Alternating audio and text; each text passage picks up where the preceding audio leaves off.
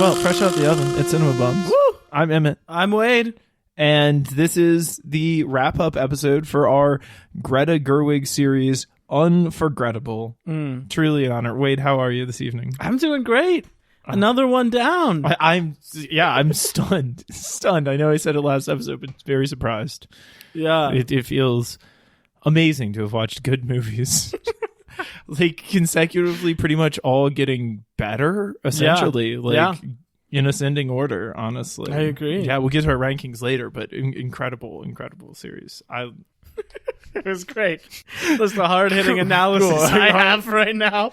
Okay, what was your flop to bop ratio?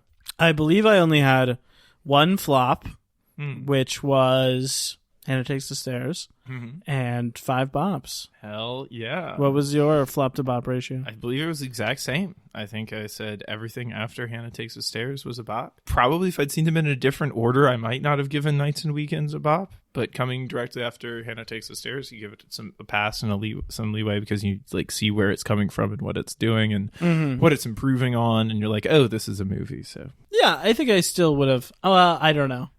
My thoughts on like the flop or bop structure have not advanced in any way this series. You're if still anything, on. they've devolved. Okay. To where I think less about it. Yeah. What was your ranking? Okay. What was your ranking of these 6 movies? At number 6, I'm going to put Hannah Takes the Stairs. It's like, I get what they were doing. I think it's really sweet that they did it. Happy for them. But nobody now really needs to see it unless they're trying to like do some sort of paper on mumblecore or like trying to get influenced by a movement or like trying to understand Greta as as an artist or something. Yeah. In a biographical sort of sense. Doing what we did. Uh-huh. Yeah, I mean, if anybody was wanting to do that, I guess it's worth doing. But it's not like something that I'd be like, hey, let's go watch this. Yeah. Number 5, I would say Nights and Weekends. I like it, but it's like the saddest of them, I think. He's gross. Joe Swanberg kind of gives me the creeps in that movie. All right, number 4. This is hard because I like all of the rest of these movies a lot. I'm going to say at number 4, Frances Ha. Great movie, though. I would recommend to anyone to just that's fun one. A breezy 90-some minutes and very, very relatable and loving, especially if you're somebody in your 20s. At number 3, y'all, I'm going to go with Lady Bird. I like this movie. But I think compared to number 2, Mistress America, I think that Mistress America is just like a glorious romp. I love actor Greta, and I think she's hilarious in that film. And I also like how it's kind of dual storylines, and I think it's doing a lot of interesting things. And I have talked about how much I love the scene in the Connecticut house. It's worth it just for that. It's like, seriously, between that movie and Little Women, which is my number 1, I would be torn between which one I would rather just if somebody was like, right now you could watch either one of these, it would be a hard decision, because if I go to watch Little Women, it's going to wreck me for the rest of the evening. Whereas watching Mistress America would just be a fun time anytime. So yeah, that's it. That's my ranking. And nice. Little Women at number 1, unbelievably good. Yeah. Really, truly. All right, Wade, what's your ranking? This was really easy for me. It's almost just ascending, and I would say that I liked all of them. Number 6, Hannah Takes the Stairs. Number 5, Nights and Weekends. Number 4, Mistress America. Number 3, Frances Ha. It was like staring in a mirror. Number 2, Lady Bird. Number 1, Little Women. It was really easy for me. And I'll say, when I watched Frances Ha, I was like, oh, I wonder if Lady Bird can top that. I love that movie so much. I wonder if anything can come close. And then when I saw Lady Bird, I was like, oh, yeah, this rocks. It's so much better. Hannah Takes the Stairs is okay, and I think all the rest of them are at least good, if not good to great to incredible. Yeah.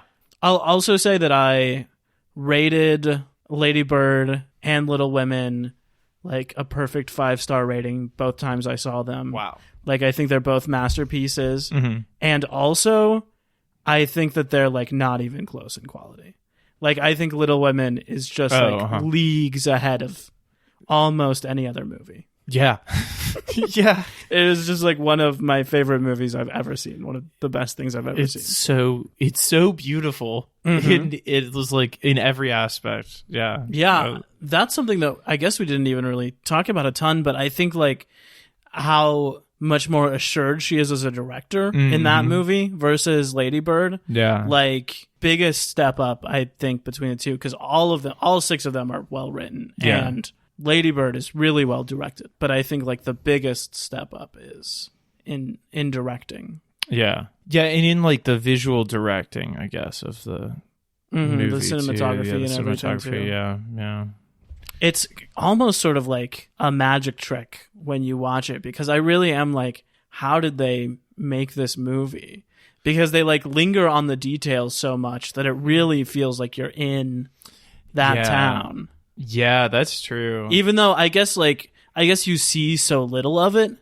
Like, you don't see a ton of locales throughout, but, like, everything you do see, you, like, see it from every angle, and you see, like, these wide shots of everything around it, and it just, like, looks and feels like you're in that space. You know, in that way, it kind of gave me vibes of The Witch, which is I feel like a strange thing to say because it's tonally completely different, but that idea of, like, isolated New England house, here you go, this is a real place. Like, you know, they're in a real place. I don't know. Yeah. It's very interesting, especially after all of the time on digital planes in the X-Men series. Yeah, I think Lighthouse is like that too.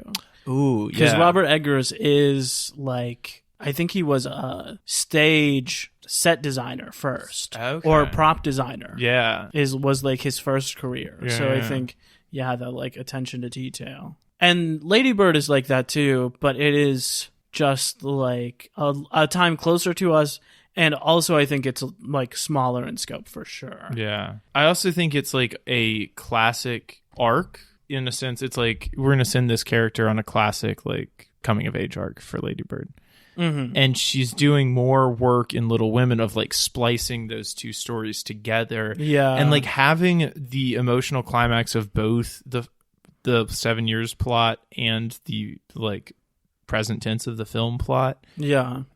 Come, like, to basically the same resolution at the same moment at the end is, like, just masterful. And I think we talked about it a little bit, but, like, the way that the cuts would comment on each other implicitly, like, it's not just like we're going to show you one thing and then we're going to go back to the past something else, but it always, like, it rang some change in a really cool way. In, like, almost like in that theater way, in, like you said, like, it was kind of like a memory play, that way of, like, the memories get juxtaposed with each other in ways that are meaningful, which I guess is just, like, good filmmaking. But how often do you see it? I mean, it's such an argument for structure too, because, like we said, it's the 7th film, like, just film, not even, we're not talking about stage, we're not talking about TV, we're not talking about radio, like, the 7th film of Little Women. It's a story that everyone knows, and yet it feels so fresh because of just what they've done with structure. Yeah. You know, it's telling largely the same story. And I think when it came out, I remember a lot of people being like, oh, I just saw the other one, the 94 one, which was 25 years earlier. But I think for a lot of people, 25 years was too soon to be seeing a new Little Women again. Well, it is the same story. It's just, like, told so differently that it feels fresh. Yeah. One of the things I love about this series, is very inspiring to me, is watching, like, an artist get better and better and better over a long period of time. Yeah. And, like, continually hitting new sort of mile markers as she's working, like an indie hit in Frances Ha, and then, like, a huge critical Oscar darling in Lady Bird, and then breaking into the mainstream with Little Women. But, like, watching all of this, like, you see her immediately after she graduated college, you know, and Hannah Takes the Stairs. You see where she starts with her writing. And I think that stuff is so cool. Also very inspiring because she had no connection whatsoever to filmmaking. Yeah. She was just, like, in the heart of those scenes, but, like, so many people we talk about have some like secret familial connection Right. or were like raised. Even Baumbach was raised in Brooklyn. He's the son of 2 film critics. And in some ways, it feels like a lot of the time, like the way to make a successful artist is for 2 unsuccessful artists to have a kid. Yeah. Like how often do you read actors' bios and it's like both of their parents were like struggling theater actors who never made it, and then the kid was super successful. Damn. Greta isn't like anything like that. She's just someone who is good. Yeah. And like we watched her work really hard. And I feel like when Lady Bird came out, myself and lots of other people were like, wow, she came out of nowhere. Yeah. And it's like, no, like we watched the whole journey. Yeah. And to end on such a high. You know, there's a lot of other stuff that we didn't watch that she's acting in, but didn't write. And so that makes me want to go and revisit those, whatever those movies might be, where she's putting in, I'm sure, incredible performances in other things as well. And she might have also had more lows in those other things that we haven't talked about, because we've been just sort of watching the things that she has creative control over. Yeah. Not the things that she's just in. But like she is in a ton of other mumblecore movies.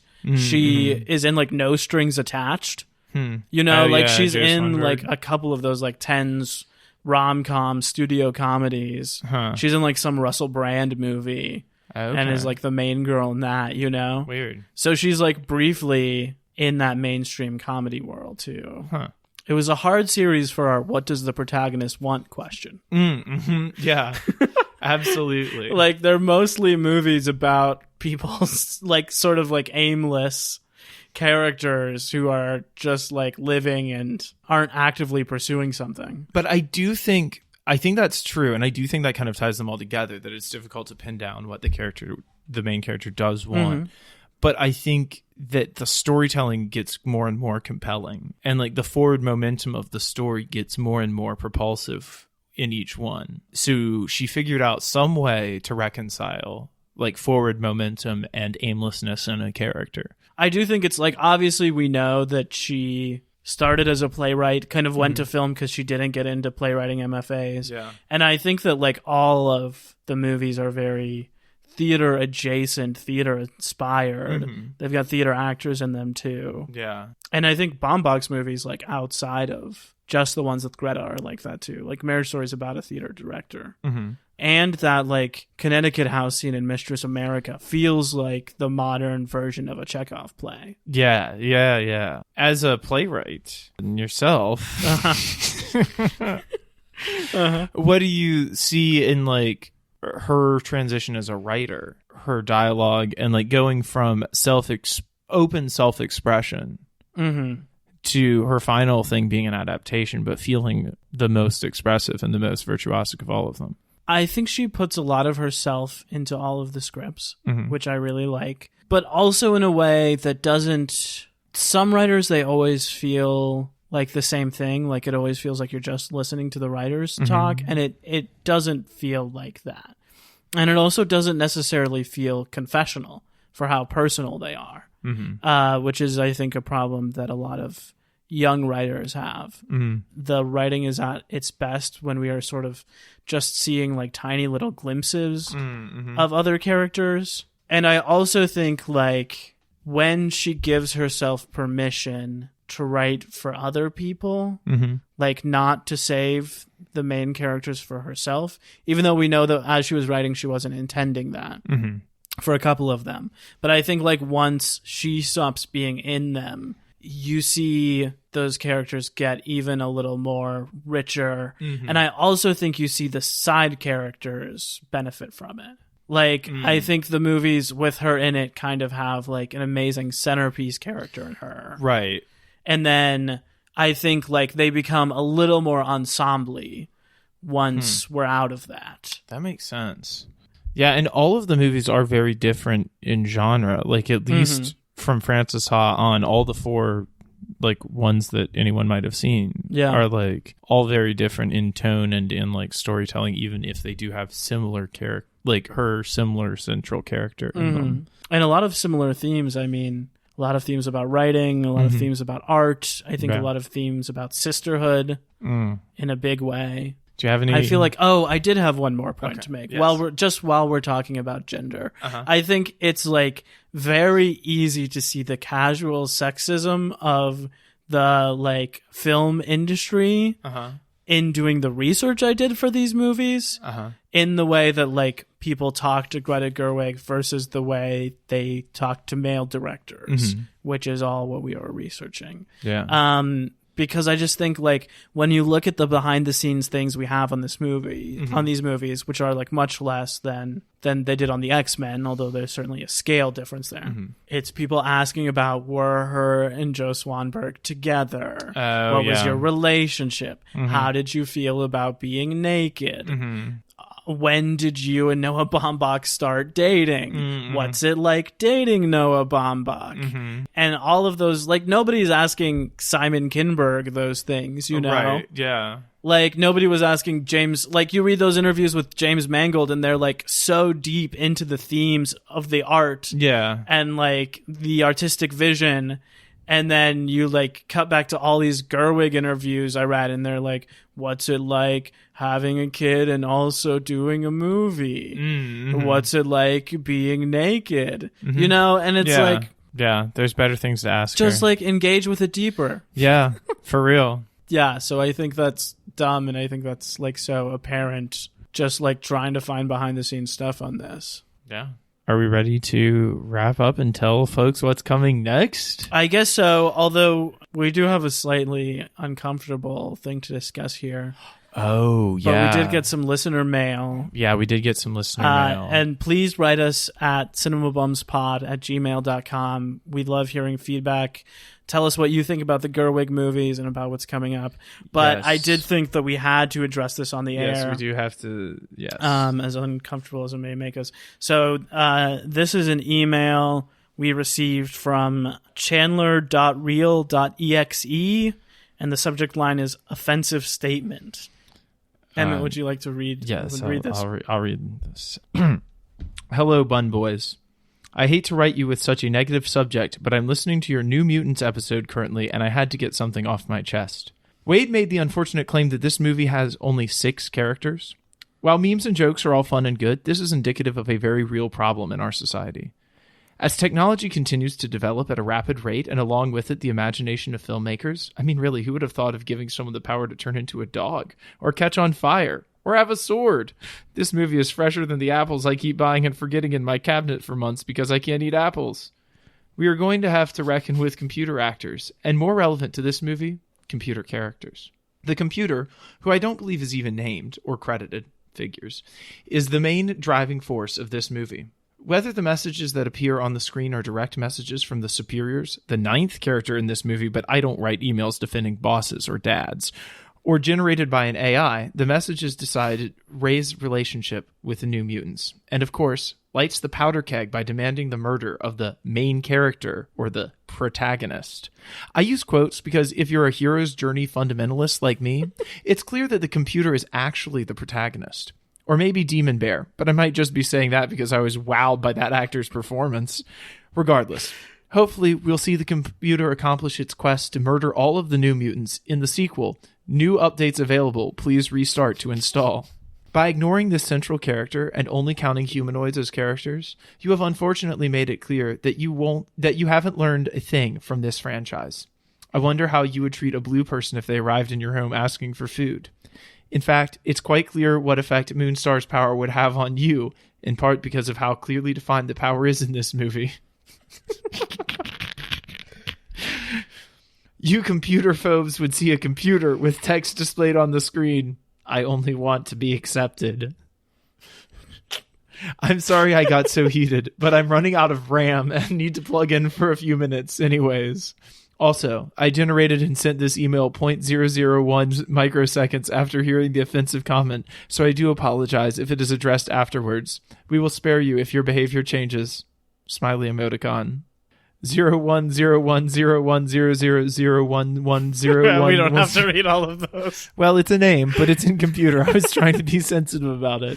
Sincerely, Chandler.real.exe. Message terminated. Yeah, well, I mean... Wade, would you like to apologize? I would like to apologize. It's always hard to, hear yourself attacked in these ways. And I think your immediate instinct is to be defensive. But I've really taken this as a learning opportunity. I've been sitting down each morning with my computer and just asking it how it is and what it wants me to know today. So, well, I'm glad you're making progress. I would like to say I'm sorry to all the computers out there, and I think we'll be more sensitive going forward. Yes, I'm also sorry that Wade said that about the computers. Well, certainly you weren't noticing it either. I have always thought computers were characters ever since Karen in SpongeBob. Thank you. Is there anything to say about the computers in the Greta Gerwig series? Is there? Now we've really been called to task. Certainly here. Not in Little Women. I think... there's a lot of them in Hannah Takes the Stairs. Yeah, they hate phones. She hates phones. Yeah, that is a true thing. Well, now this is really making us look bad that we followed up that episode with a series about an anti-phone person. Anti-technology artist. That's true. Her final film, the greatest in the series, takes place at a time when there were no such technologies. That's kind of... Yeah, her idealized vision is a world without computers. Ew. It's hard. It is hard. It's hard to see yourself portrayed in such stark, naked light. But yeah. I hope this is a low point for us, and I hope we'll move forward from here. Hope we'll do better. Yeah. Well, should we peel back the curtain on our new series? Yes, we should. Should we go ahead and say all right, let's let the listeners know.